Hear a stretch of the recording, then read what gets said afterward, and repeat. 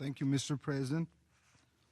Mr. President, Excellencies, at the outset, I would like to express our appreciation to the Presidency of the Hashemite Kingdom of Jordan for organizing today's open debate and for the concept note distributed earlier, providing us with the insights into the UN experience when it comes to the meaningful reconciliation and solidifying peace.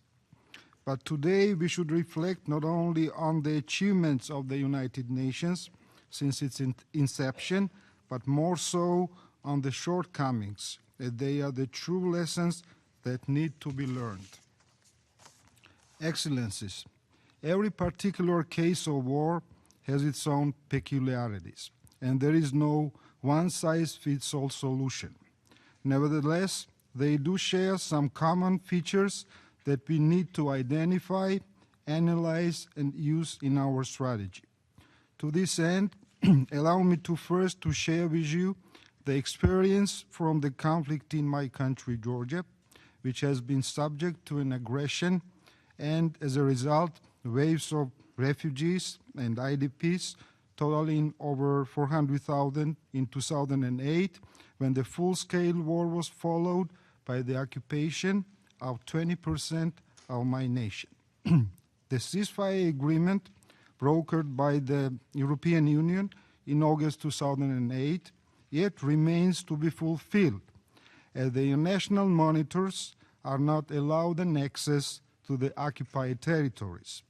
Hence, the war-divided communities there are denied basic human rights and freedoms. Since January 2013, the Russian occupation forces have begun large-scale installation of barbed wires and fences along the occupation line in the Shinwali region of Georgia. By now, the total length of barbed wires along the Shinwali region occupation line has already reached up to 50 kilometers, and the process is ongoing.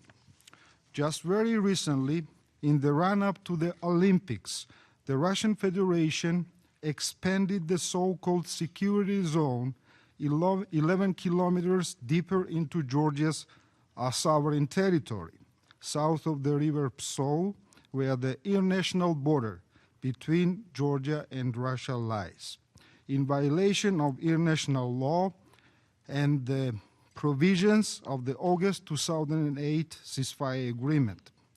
Politicizing the games also continued in promoting the so-called independent status of Abkhazia, when the transport authorities of Russia granted 500 accreditations to the so-called Abkhazian vehicles, implying the independent status of this occupied region of Georgia.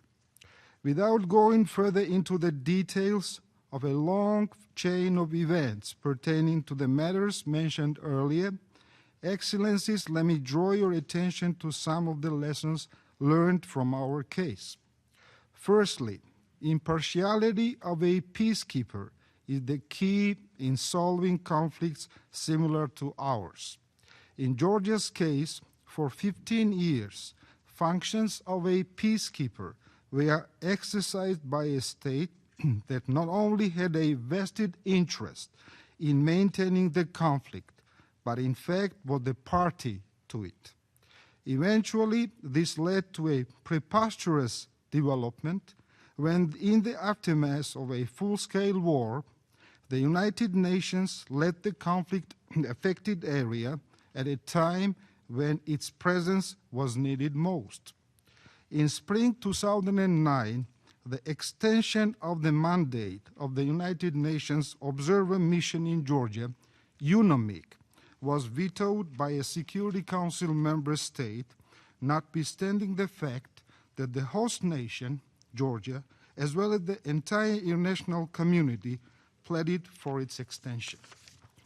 Thus, in 2009, a dangerous precedent in UN history was created when a 15-year-long mission was terminated by a veto of just one member state of the Security Council.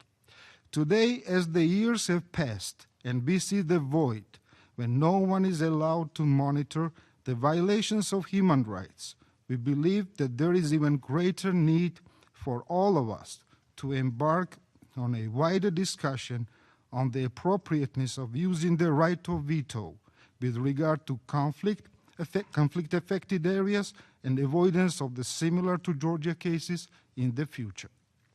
Secondly, let me stress the importance of an efficient negotiating format.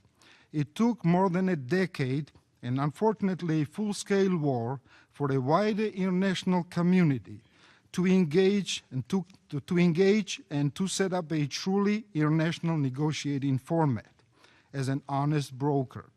Today, Georgia and Russia are participating in the Geneva international discussions mediated by the United Nations, the OSCE, and the European Union. The war could have been avoided had such a mechanism existed earlier.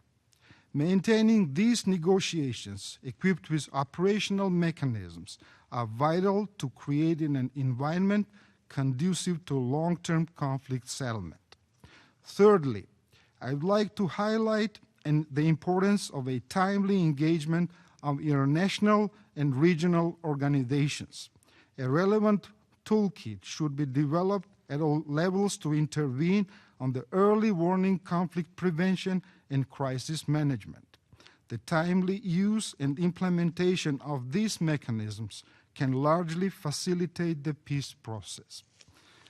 Mr. President, Excellencies, those were some of the lessons the international community could learn from our case.